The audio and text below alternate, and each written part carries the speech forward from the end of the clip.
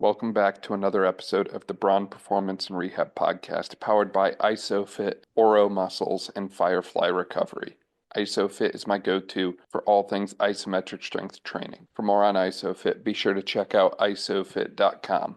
Oro Muscles revolutionizes rehabilitation with real-time, actionable insights into muscle activity with live biofeedback and instant analysis, which has made a huge impact in my work with athletes. For more on Oro, be sure to check out oromuscles.com. Episodes like this are also made possible by Firefly, the official recovery provider of the Braun Performance Rehab Podcast. For more on Firefly, be sure to check out recoveryfirefly.com. Today I'm joined by Pat Lewis. Pat and I are going to be diving into Eccentrics, functional isometrics, what they are, how to program them and apply them, things like weight releasers. We also discuss common mistakes coaches and clinicians might make applying these into practice as well. This was a really great episode, and I really enjoyed my conversation and time with Pat. And I highly recommend you check out everything he's doing if you haven't already. You can find him at Coach Pat Lewis on Instagram, and you can also find him online at Renstu Training. Enjoy. Pat, welcome to the podcast. I'm super excited to work with you today, man. For people who aren't as familiar with you and all the incredible stuff you're doing down there in the Carolinas, would you mind filling me in a little bit about who you are and all that you do? My name's Pat Lewis. I'm the director of basketball performance at UNC Charlotte. This is year two here. Before that, I was at Jacksonville University in Florida as the director. And then before that, I was with the Florida Gators as the assistant strength coach for men's basketball for 3 years. So kind of really focused in the Division One men's basketball space. So kind of in my role as director of performance, obviously I'm the strength and conditioning coach, but overseeing a lot of stuff like our sports science, our practice volume, our nutrition, our sleep, kind of a lot of things operationally, including, like what we eat on the road, when are we going to sleep, travel, a lot of different things like that. So that's kind of what my role entails now. Yeah, and if I remember correctly, you also have a background that kind of blends a little bit of like soft tissue work in there as well. And I remember you mentioning even before we got on the podcast that you had a really robust educational background, even in your internship days too, that kind of helped set you up for the success that you're currently finding in the basketball space that way. Yeah, for sure. I have my bachelor and my master's degree from the University of Florida. I was a student athlete there. I played baseball at the University of Florida. And then once I got out of, master's degree program and, I started working there full time with men's basketball. I went to massage school, so I got my LMT, so I'm a licensed massage therapist. And then obviously I have several, like kind of nutrition certifications, things like that. But, soft tissue is obviously such a huge piece in the process of kind of like this gray area between like, hey, are you with the athletic trainer or are you with the strength coach today? And so, I'm blessed with our trainer, John Marshall here. He does a great job, but, we're able to kind of integrate that into, a really healthy relationship where, I get to do a lot of the soft tissue work and, a lot of training, kind of a lot of things that are driven eccentrically, isometrically, things like that are really, our goal is to see how healthy we can make our tendons, our ligaments, and our soft tissue. And so, kind of coupling that with, like kind of the work of the massage and Graston, some other things like that really allow us to kind of get a robust development in those spaces. Yeah, exactly. It sounds like you're able to kind of create this framework that should, in theory, help mitigate a lot of soft tissue injuries. And that's something that I see plaguing the sports space and pretty much any sport you can think of lately, whether it's the hamstring strain, the quad strain, you name it. We're having so many issues with soft tissue injuries. And to your point, even on the ligamentous component as well, like I can't believe the difference I see in some athletes when it comes to actually being able to load or not load some of those passive structures, right? Like you can see it on the force plate tests, clear as day that way, where some athletes just cannot utilize the eccentric, the stretch shortening cycle whatsoever. And I think that there's this lost art or missing piece when it comes to taking things like isometrics and eccentrics and actually applying it in a way that matters to the athlete. And I think for a long time, we've been misguided in what we've been doing that way. Is that 2 second eccentric and 2 second pause and the squat really enough to actually drive adaptation? Personally, I don't think so. I think we need to look a little bit deeper. And I think this is an area where, at least by my opinion, you've been doing absolutely incredible work in relation to eccentrics, isometrics, functional isos, and seeing like really good adaptation from that way. What kind of mistakes do you see other coaches or clinicians making when it comes to programming or just the way they kind of think about eccentrics and isometrics from like a framework standpoint, if you will? Yeah, for sure. So I think, let's start with eccentrics, right? I think like that's kind of where most clinicians need to start. Obviously, like isometrics, in your GPP block from an accumulation standpoint, they probably need to look at like in a very yielding complex, nothing overcoming, nothing like. So I think like it's really we talk about mistakes people make. I think as they see like a video, a reel, something on social media, and they're like, oh, Michigan's doing this, so we need to do this. Well, like everything that you see, there's context to it, right? So like for example, like I posted a video of functional isometrics and it like the hate was crazy on it. But like there's context to it, right? It was we had trained for 14 weeks in a row. This was a guy that had redshirted the year before. So he was like, this is year two of literally straight training. And so we had really honed in and done a lot of things that kind of prepared him for that point. So like, it was a lot different than, like this is what I do, this is what I believe in. Yes, I believe in those, but I believe first in training in a full range of motion, right? And then, with an eccentric component, like making our reps controlled on the way down, and then, obviously explosive on the way up. And so I think like kind of one of the first things that, I see people do is understanding what total like eccentric you want to look at in a set, right? So like so say I'm starting in a GPP block, right? And they're going to be like, okay, we're going to do 8 reps and we're going to do a 2 second negative. And I'm like, well, that's only 16 seconds of total time under tension. So you're really not even in the framework of what we want to look at. So when I was an intern, kind of starting back to my mentor, Preston Green, he was the director of strength and conditioning in Florida. He was there with Billy Donovan. He's been to 8 Final Fours. He's the GOAT. And he was really, really close with a guy named Charles Poliquin. And so my first week interning there, this guy, he's like, hey, my friend Charles is going to be here next week. He's going to talk to us. And he's like, he's going to put us through some training. And I have no clue who Charles Poliquin is. Like, I have no understanding of like strength and conditioning at all. Like, let's be very clear. I'm 19 years old, but this was my first exposure to it. And so I think, something that I'm really blessed with is my first exposure to, the kind of strength and conditioning space was such a high quality level. And so I was there for 3 years. So we're talking over 1,000 days straight. This is all I was exposed to was really, really, really good training. And so kind of when I left that space and, went to, Jacksonville University, kind of like for my first job as a director in charge of men's basketball. And I kind of see like, a lot of other strength coaches there, what they're doing. And I'm like, yo, this is completely different than what I don't understand what this is. And, like I'm trying to be open and learn, but I'm like, in my head, I'm like, this isn't making any sense. Just because of like, how it was presented to me, like from the first time I learned it, which, I'm grateful for those. Yeah, So definitely. yeah, I would really say starting on the eccentric side, and there's a lot of reference to like in kind of Christian Thibodeau's work, Poliquin's work, things like that, is we want to start with a 5 second eccentric in our GPP block. And the main reason for this is it really increases our intermuscular coordination. So if you're taking a freshman player and they've never really touched a weight, like incoming guy. So I think back to our days at Florida, like we had Trey Mann, Andrew Nimhart, Keontae Johnson, like we have these NBA players, but they are not NBA lifters. Like they're very, very low, right? And so you want to really groove that neural pattern. So we start with that eccentric, right? It kind of builds up our framework of, all right, this is going to be controlled. This is the position. I'm learning how to control my body, keep my chest up, right? We're cueing a lot of things. We're coaching the guys really hard.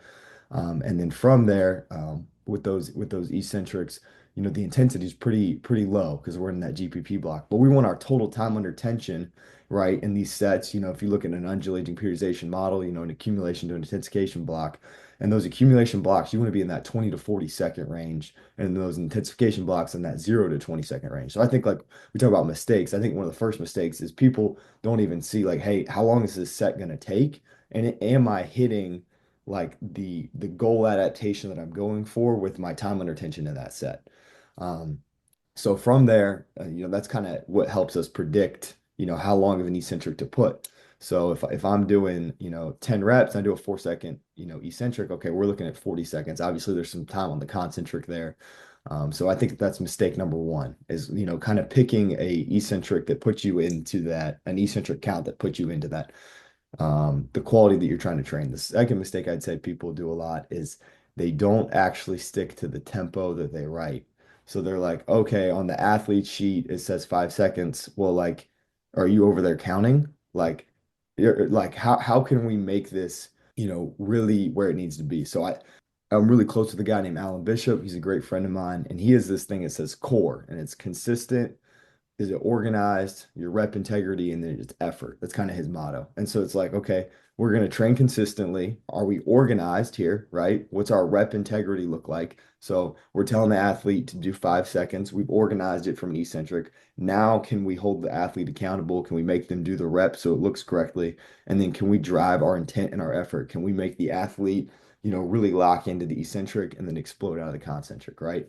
So I think kind of starting with that, on that side. And then, from a eccentric side, right? So we're doing that. And then obviously, you have to progress in multiple ways. So we progress with our eccentric. It's just, nothing overloaded, nothing, fast, nothing accentuated.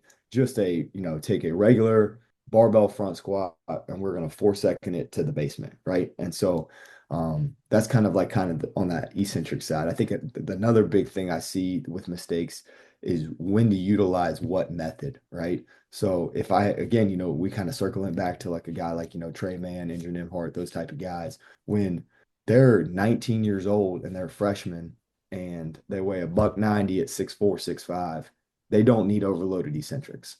Like they can't control down a 135-pound back squat. So I think like really understanding like, when to utilize what method is really so I can still get my bang for my buck with just tempoing a regular barbell front squat. And I think there's a push of like what is this exercise? Does it look sexy? Does it look good? Things like that. I'm like a tempo barbell front squat is good training.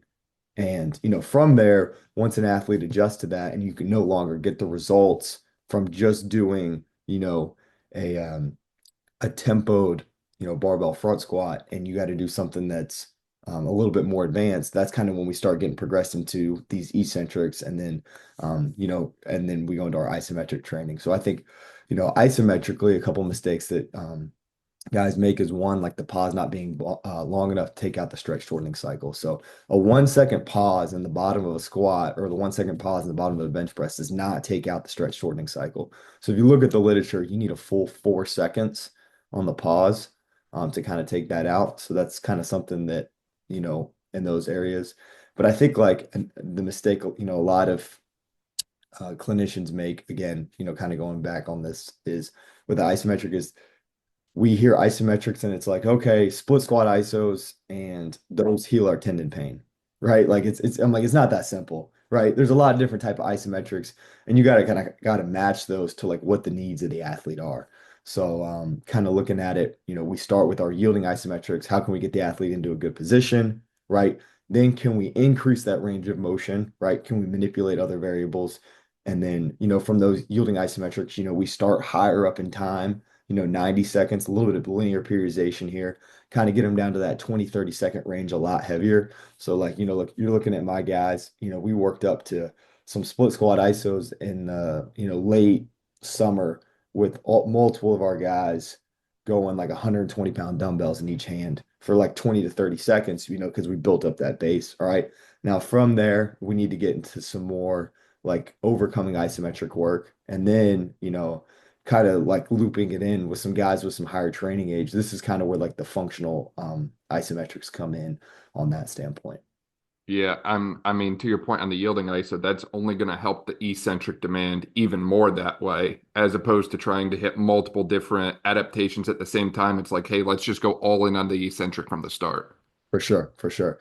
And I think like people are like, oh, like, isometrics are really good for, like developing the tendon. And it's like, well, like isometrics are really good for tendon pain. But if you're like talking about preventing tendon pain, I would argue eccentrics ultimately probably have a greater bang for your buck in that space, along with, proper nutrition, sleep, and then, just controlling your variables such as your practice volume and, like I look back to it and think about, multiple different points in my career. If the team's going to still practice for 4 hours every day and your guys aren't going to sleep, like, your training can be on point, but you're probably still going to have a couple issues just because, like, you can't out train a bad diet. If we're going to practice for 4 or 5 hours and, the guys get crushed and then, like they're not living right when they're not with you. It's not going to be perfect in that space. But I'm really blessed here with, like my head coach, he's Australian. He's really big into the sports science. So, we really undulate our practice volume and intensity at a really high level. And then, I have really great kids that are really, invested and bought into the process. So because of that, we get a really big return on our results from training and, kind of in that investment in that space. Yeah, that's a great point. I mean, at the end of the day, the programming is incredible, but if they're not sleeping, they're not eating, they're stressed out, they got issues at home. I mean, financials is also a big thing that I keep hearing coming up in the athlete world lately. Like all of those things are going to impact all the variables that you just talked about. Like running it back from the start there, you mentioned training through a full range of motion. And I've noticed when kids don't sleep well and they come in to see me after 2 or 3 hours a night, it's like, full range of motion might not be happening that day, just plain and simple. Or if it is, it's like, hey, look, we can get it, but we certainly can't get it at the intensity that we want. So we still have to push in some capacity, but it might not be what we originally planned. And having the ability to adjust on the fly is essential. But to your point, I certainly think that we need to train through a full range of motion. And that's something that I see a lot of people sacrificing. And I mean, I get it. It might be sexy and get you extra Instagram likes if you just stop at the 90-degree angle because so and so said so. But at the end of the day, like your athletes in sport are not going to stop at 90 degrees. Like they're not going to magically be like, oh, I shouldn't go any deeper in this cut because, I only trained to 90. They're going to go as low as they freaking need to. So making sure you expose them to that in your training, I think, is absolutely essential. And I love your point about starting with the eccentric as well. And this is an area, to your point about mistakes that I see people make. I see a lot of people jumping right to fast eccentrics because they want to drive force demands. And I think fast eccentrics are great, but to your point, if we can't control it slow, why are we going to try and load it quickly? I don't think we're going to get the adaptations that we're after. And I think that you have to layer these things. And I think starting with the slow eccentric and then progressing from there is a great way to kind of build that foundation so that the rest of the house does not fall down later. I also think that the time under tension piece is often neglected in this space, so much so that I've just kind of taken the whole King Tut thing and referred to it as one of the most important, if not the most important variables in training, right? Like I could even take like something like a super slow eccentric, if you will, where we just do one rep of 30 to 40 seconds and you can smoke an athlete just from the overall like tension overload in the muscle real quick and easily that way.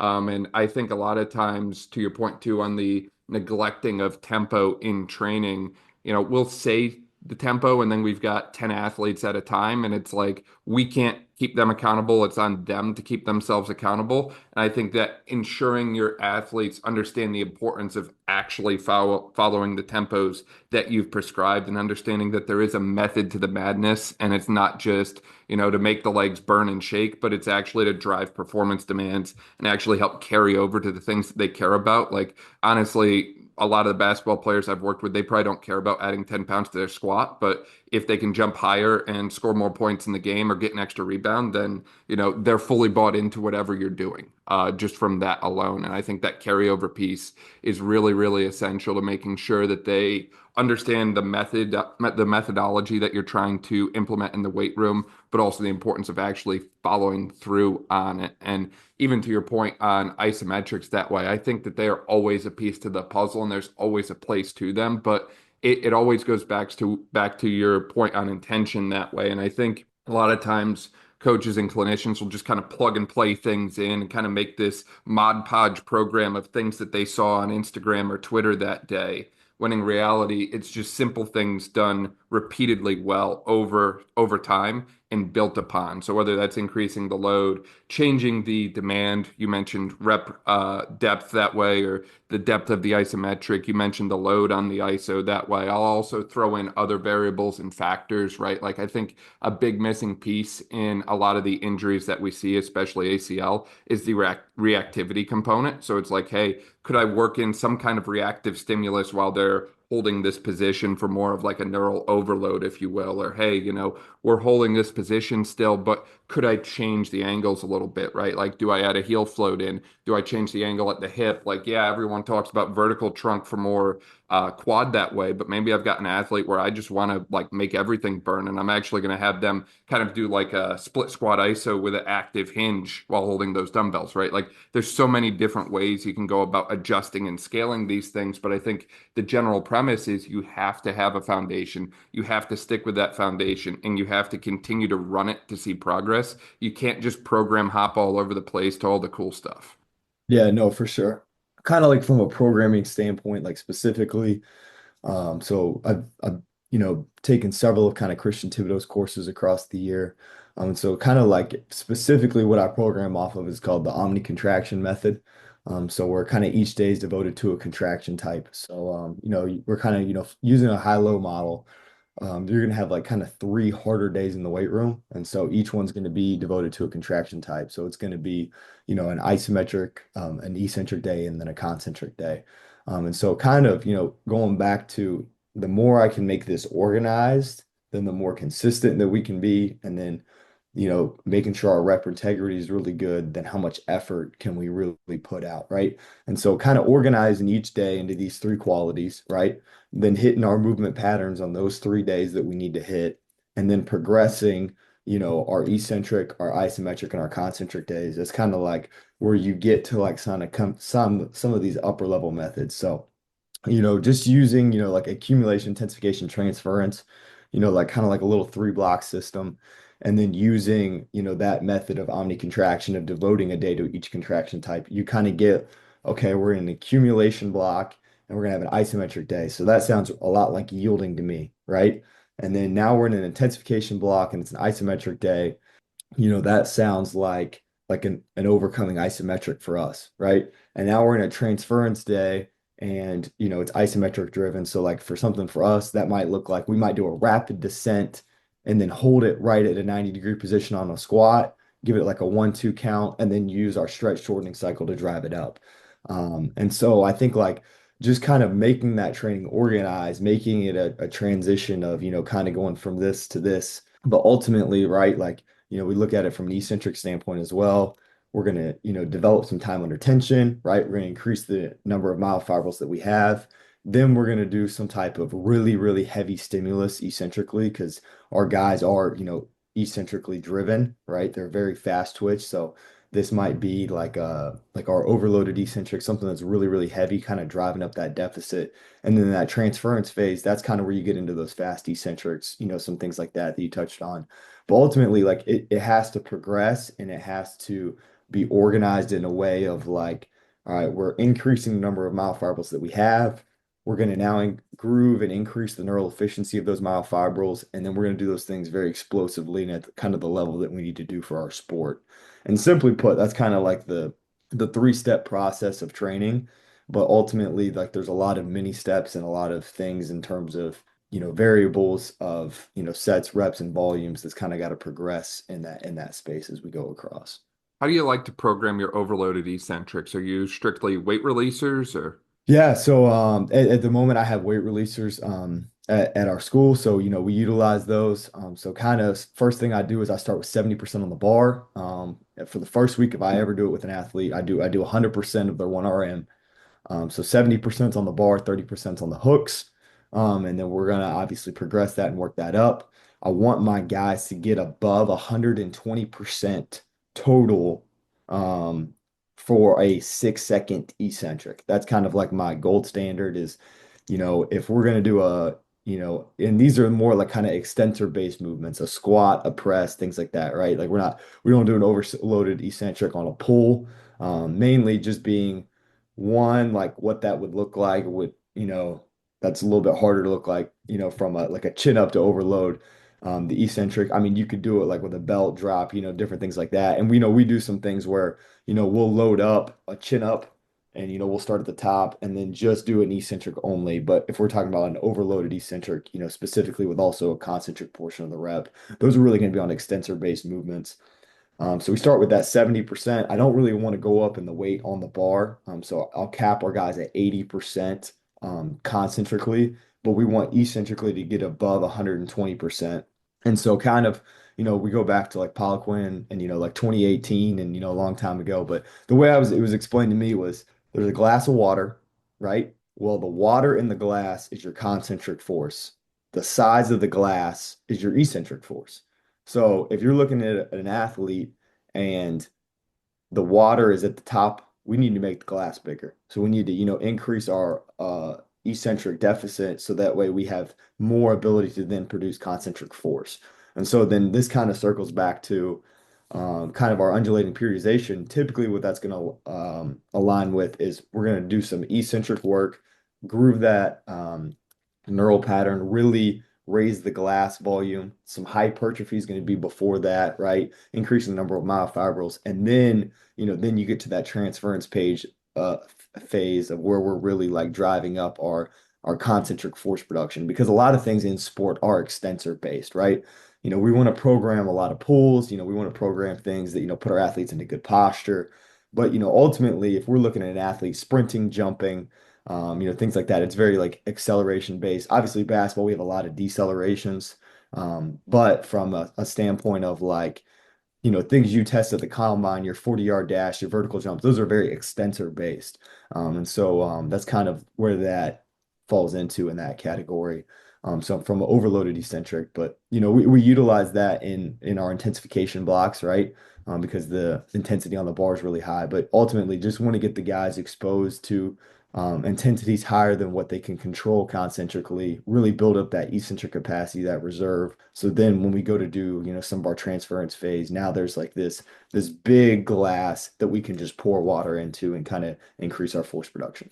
Yeah, and I think that's a huge missing piece for a lot of people is they just emphasize the concentric so much that eventually, to your point, and to use your analogy, the water's going to be overflowing from the glass. And then we sit there and we wonder why things are falling apart, why kids are getting hurt, why performance is down. And it's like we have to start from building that bigger glass, to use your analogy. I really love that analogy.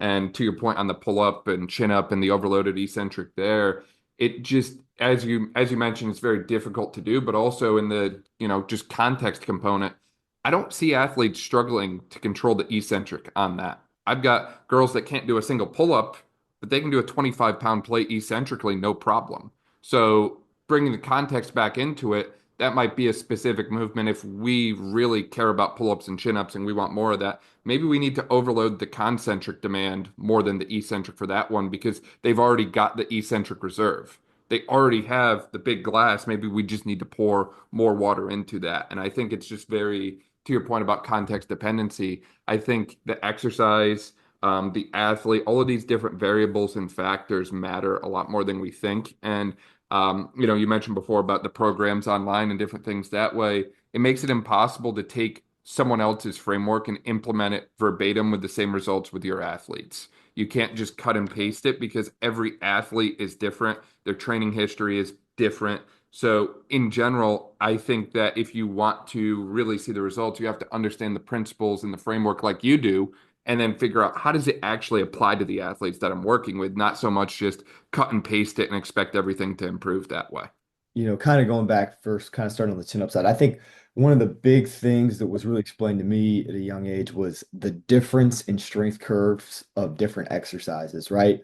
So like we look at a bench press, right? We look at things like accommodating resistance or, like we're talking about chain or band, right? As we're exploding through the movement, as we get top, we should get stronger. So we need to continue to accelerate. So like that's like very extensor based, but then a lot of like our pulling movements, such as like a chin up, those are flexor based, and so those aren't going to match that same strength curve. So everyone can kind of do like the first 90 degrees of a chin up. It's kind of that last range of motion that it gets really hard. And so I think like something that really like grinds my gears, man, is like when people do like a banded pull up, where it's like all of the support and all of the help is when you're at the bottom of the rep where you're strong, but then as you're coming up, as you're mechanically, not as strong, and as the strength curve gets harder, now it's giving you less support, right? So it's the complete rewiring of our brain for that specific movement. So I think, kind of starting with, understanding like if an exercise, what the strength curve looks like. Are you going to be strong at the midpoint, at the end?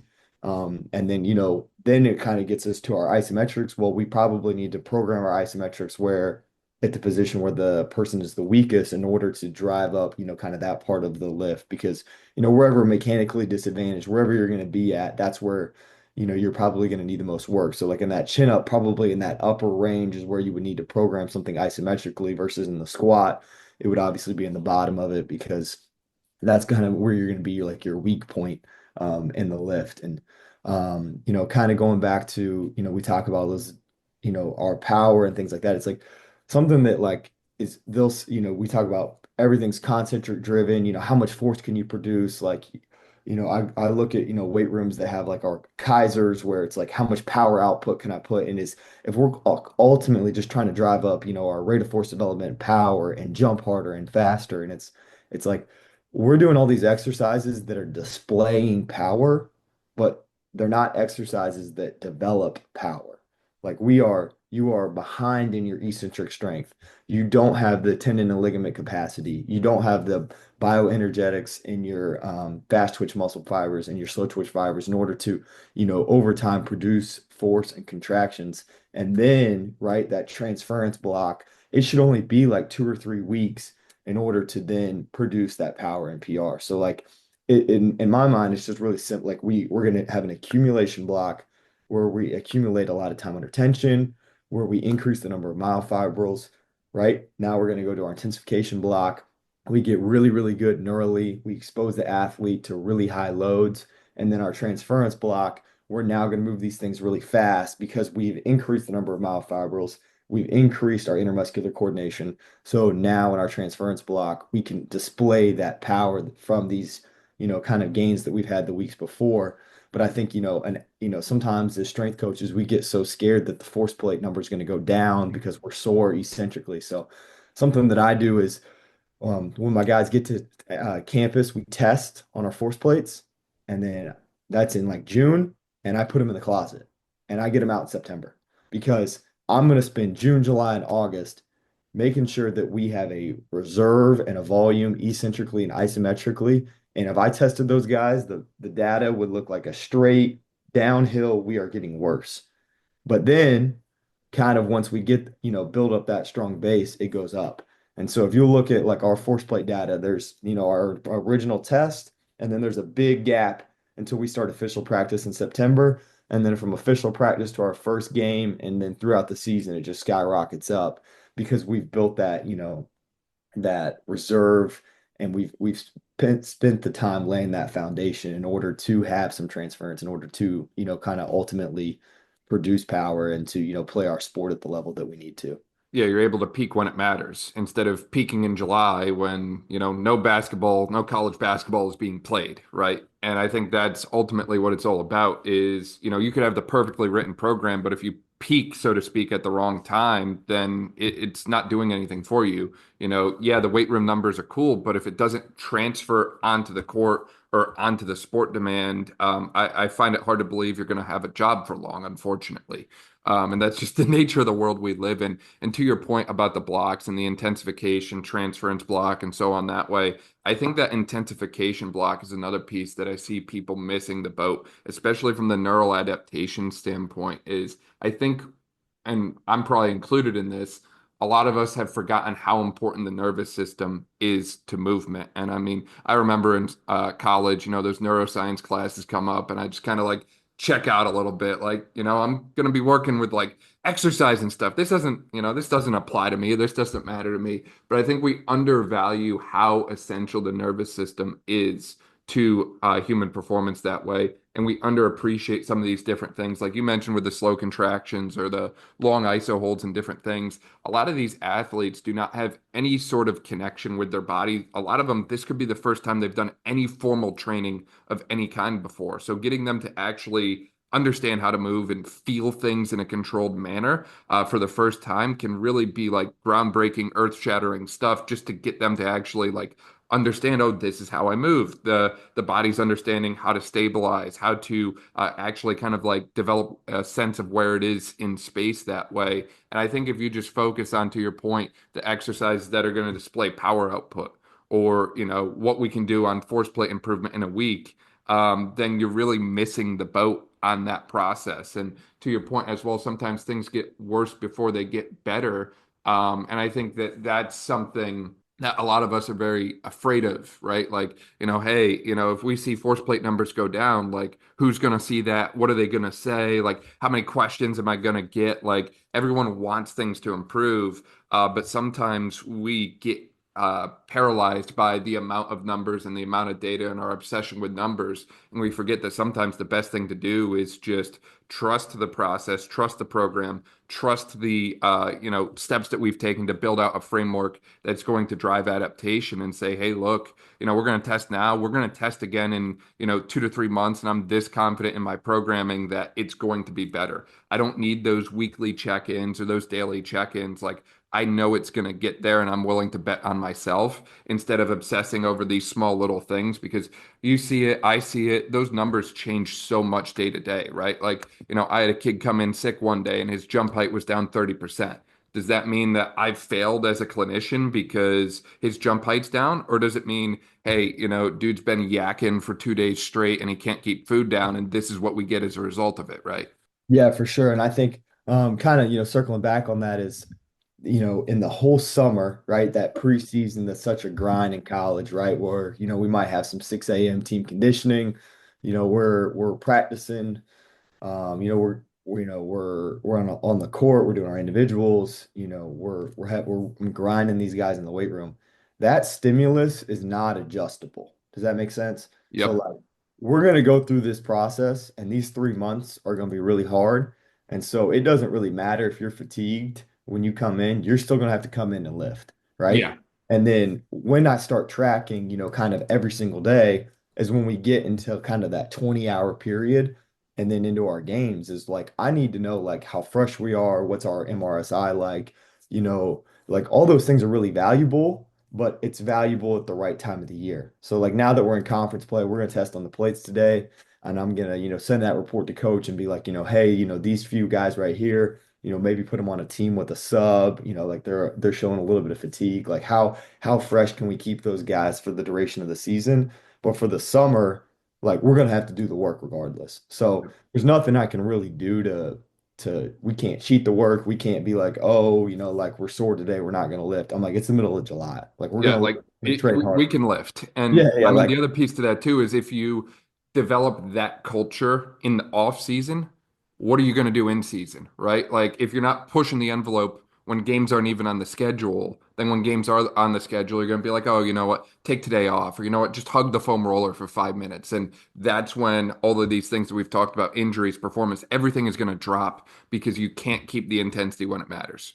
for sure, for sure. And then what I've noticed is because we train so hard in the summer and off season, I bring the guys in for in-season training, and we'll do like this week we did 5 sets of 3 chain back squat at 70% plus chains, and then we put a tendo on it, and every guy was point 0.8 to point 0.9, like moving it, and no player sore. And we paired it with 5 sets of 3 on Nordics, and no player sore because we've built up such an intensity and like just training reserve that it's like, oh Pat, you want me to do 15 Nordics in the middle of January? Like, cool, I'm not sore at all the next day. Just because we've kind of built up that volume. So I think like, again, like you're gonna have to train hard in the off season. Um, and then, kind of going into like that component of like our what's like kind of isometrically driven, like what's like fatiguing from the like kind of those motor units. That's like when we get into, kind of a lot of that stuff of, in our accumulation, our intensification, our transference. So looking at, in season, how do we change some of that programming compared to the off season? So if we take an exercise like an overcoming isometric, right? And in season, that might just be an empty barbell, right? Because like we're just trying to get like a, isometric mid thigh pull. It gives me a test on like, hey, how fast are we getting to our peak force? What's our kind of some of our DSI look like, different things like that versus in a off season, like we're utilizing this exercise to groove that neural pattern and get really strong and really fatigue our motor units and really, you kind of were talking about in those classes. Well, one of the main things that, I kind of learned from Poliquin and in college is a motor unit that's not fatigued is not fully developed. So it's like a lot of times in the summer, it's like, how tapped out, can I make these motor units and develop them to their full capacity? So one, we develop more, but ultimately, can we get these things firing at the best like kind of intermuscular coordination, part that we way that we can, if that makes sense. Yeah, 100%, 100%. And I'd imagine that's where the functional isometric enters the conversation as well, because now you're getting the heavy load and you're getting overcoming ISO demands. And, I would not say a functional ISO acts as a yielding ISO, but you do have weight on the bar pulling you down that you have to fight. So you have to overcome gravity, overcome whatever weight is on the bar, and then exert an additional force on top of that. And I think that unless you've tried these, you don't realize just how taxing they are. Like, all out effort, 5 to 10 seconds, like your athletes are going to be shaking like crazy if they're doing it correctly. And I think that's one of the biggest issues I see with functional ISOs is the intention or the actual like intensity is not there to the point where, oh, now I just have to push and they're pushing with like zero point 0.2 pounds of force. It's like, no, like I want you to freaking push like as hard as you can, like break the safety catches, break the straps, whatever you're using to restrain the bar. And I think that that's something that's just been missing for a lot of people in this space. And I think that to your point before, that you made about, different exercises having different strength curves. Like if there's a certain area of an exercise or a certain area of a motion that you really want to bring up, like this is a great way to drive a lot of motor unit recruitment and fatigue in that kind of pattern that way. It was, kind of the way it was explained to me, and which is kind of the way that I think about it is the we're not chasing 1 RM. So let's like kind of start with that. But Yep. the workout that's going to take you from 200 pounds to a 300-pound squat is not the workout that's going to take you from a 300 to a 350, right? Once you've kind of tapped out some straight sets, right? So like there's a progression in everything. So we're just going to do some straight sets on at a high intensity. So maybe some triples, some doubles, right? Then we're going to kind of maybe get into the descending rep scheme, like a 3-3-2-2-1-1, things like that, right? So, these are just different ways to get strong, right? And then, we'll go into some type of wave loading, maybe like a 3-2-1, 3-2-1, 5-3-1, 5-3-1, kind of whatever that looks like. Well, kind of once we've tapped out those things and some of those training variables, and you have a guy that's, this year we have several fifth-year players on our roster. I have a couple guys that redshirted last year just because we were really loaded with our roster. And so, like, they trained for 18 months straight with me, right? And so, like, their 1 RM on their back squat, all the way down is 365. So we're talking like they have a really, really strong base, right? And then so we've done a lot of transference work on that, really driven up like a lot of metrics. But if we're going to go back and train in an intensification block with those guys, because you still want to do some type of strength training because it's still July, it's still August, right? With some of that strength training, you're going to have to give them a more potent stimulus than straight sets. You're going to have to give them more potent stimulus than just wave loading because we've kind of already tapped out the results that we've gotten from those same methods. So that's kind of where functional isometrics, or what I learned them as is isometronics, have entered, kind of the group chat.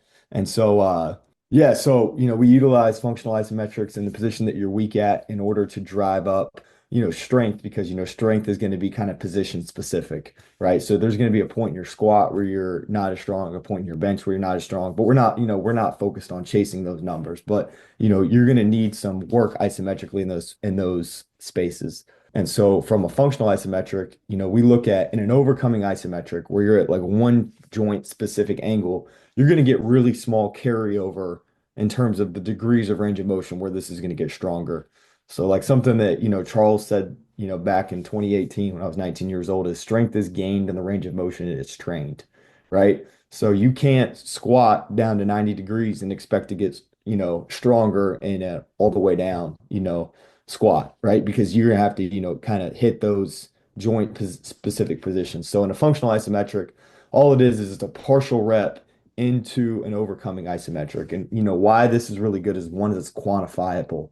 I can be like, hey, X amount is on the bar. I'm then driving into the pins. And then the second part of this, as you touched on, it's really hard to get athletes to push, as hard as they can into the strap. Well, if you have 100% of your 1 rep max on the bar, it's really hard to fake not pushing as hard as you can, right? Like And you'll see my guys like it is really, really intensity and really, really neural driven. But there's a time and a place for it. Because we've done our strength training. We've driven up kind of like some of our one rep maxes and a lot of different, lifts. We've driven up that strength. Then we've done some transference work. All right, so now we need to go back and we need to do a little bit more strength work. But we've kind of already done our wave loading, our straight sets, things like that. So this is kind of where this comes into play. Um, so kind of specifically for us, what this looked like in our off season is, we started really, really early with some split squats, working down into a full range of motion. Then we did a tempoed front squat, sitting all the way down, making it look perfect. And then we went into a back squat. When we did our back squat, we did a descending rep scheme. I think it was like 6-6-4-4-2-2, right? Then we ended with some chain squats. So we do some transference, some strength speed work, kind of sitting in that point 0.7, point 0.8 on a tendo. And we did a lot of reps on it, kind of grooving that pattern. Then we come back, that was in the summer. Then we come back and we do three position pause front squat. So we're building up some kind of pauses and some time under tension in specific positions. So a break, a 90, and then all the way down. Then we went into our overloaded eccentric back squat. So we were really driving up our eccentric capacity. And then after that, we went into our functional isometric. And so, you kind of see like a lot of people are like, oh, just squat all the way down to full rep. Well, I was like, well, if you actually watch my guys squat and you've seen what we've done the last 14 weeks, we're really great movers and we sit all the way down on every rep. It's like, this is just a really like kind of specific training method that we're using in a really specific standpoint to kind of drive up some positional specific strength before we go into some power, some transference blocks. So it's obviously an intensity block because the intensity on the bar is so high. Specifically, there's kind of that functional isometric, and then there's what we call an isometronic, which is kind of where you add some reps in before you get into that functional isometric. And so that's kind of, really, really what was, presented to me is, kind of going back is, those what takes you from a 200 to a 300 is different than what takes you from a 300 to a 350. So that's kind of where that isometric enters. That isometronic enters, and all it is you put about 85% on the bar and you do 5 reps and you're going to stop them at 10 degrees short of lockout, or like in our back squat position, it's at a specific angle, kind of like right before you take off, like kind of in that upper level, that power position that we play the sport of basketball. So kind of starting like in a lower stance and then kind of getting to almost extension, but not all the way up. We're doing 85% of our 1 RM. We're going to do it for 5 reps. So by that fifth rep, it should be really hard to drive it into the pins. And then once we get it there, we're going to do a 5 second overcoming isometric into that pin, driving it as hard as we can. But, we talk about not faking it. Is if you're not driving hard enough, I promise you'll be so fatigued that the bar will just come down. Right. So you're going to have to drive as hard as you can just to keep the bar into the pins. And then, the way it was presented to me by, kind of Paula Quinn and Thibodeau, different things like that was on that sixth rep. And then if after I do that overcoming isometric, if I can do another rep, the weight on the bar is not heavy enough. Like you should not be able to hit a sixth rep after you do kind of that overcoming ISO. And all it is it's a method that really increases our motor unit recruitment. It fatigues some motor units so that we have to develop more, and that way our motor units are fully developed. And then we've kind of spent the time with our work capacity. We've built up a lot of myofibrils through some eccentric and hypertrophy training. We've now really grooved our motor unit patterns and really developed those. So now when we go to kind of some of our contrast transference training, we're going to be really, really good and more efficient because we've spent the time kind of on the back end working those things. So from overcoming isometric, there's kind of a few different ways to look at it. You can put the athlete in a position of like, hey, this is where you're weak in the lift. This is going to be really powerful at driving up 1 RM. Or, sometimes you can put it in a specific sport context of like, hey, you're going to spend the majority of the time on the court in this kind of sport specific joint angle. Let's really get neurally efficient and have some work in this space. And you can see it with the force plate. If I do an empty bar, overcoming isometric, or if I load the bar, I will have a higher force output with the bar loaded because all it is you can't fake it. Your body has to pull harder because there's weight on the bar. Obviously, this is not something that we do in season. This is not something that you do with a brand new athlete. This is not something that you do with an athlete with a low training age. So like there's a lot of sport, there's a lot of context to this. ultimately, there's probably only 3 or 4 guys on my roster that ended up doing these this year just because of, what their training background was, where they came from, how long I had them, and then kind of where they were at. But it's a really powerful tool of getting somebody really strong, really fast because you are getting them more neurally deficient or more neurally efficient. The biggest thing of strength is it's dependent on the nervous system. And so, really getting your guys exposed to really high intensities and then having them press and work as hard as they can, you're really going to get good bang for your buck and return on getting stronger.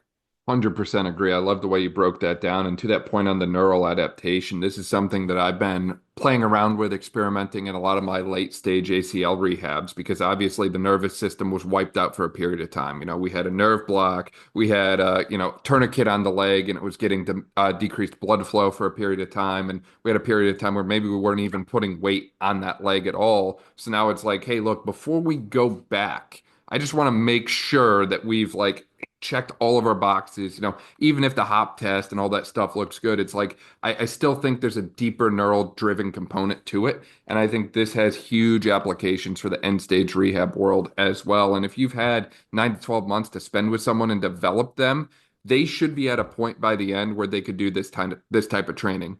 And if not, then you did not push them hard enough for 9 to 12 months.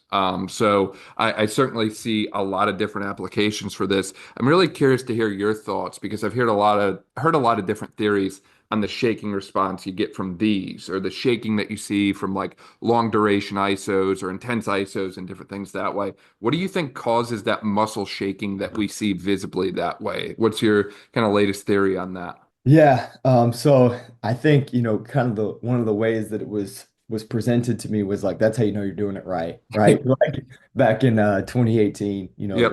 a long time ago. But ultimately, if you are getting to a point of like, kind of max recruitment, max fatigue, kind of like whatever verbiage you want to use, um, once you're there and you're like, let's say like let's take a yielding isometric, for example, at some point, kind of when that shake starts to set in is when like isometrically, like you're kind of starting to lose some of the contraction isometrically, and your body is now, you know, creating some concentric contraction and some eccentric contractions to stabilize because it is like kind of getting tapped out and fatigued at that component. So that was what I kind of like in a yielding scenario. And then kind of in the overcoming, like as we're driving, right, is while you are driving into the pins and you're not moving, your body is still having a lot of active contractions.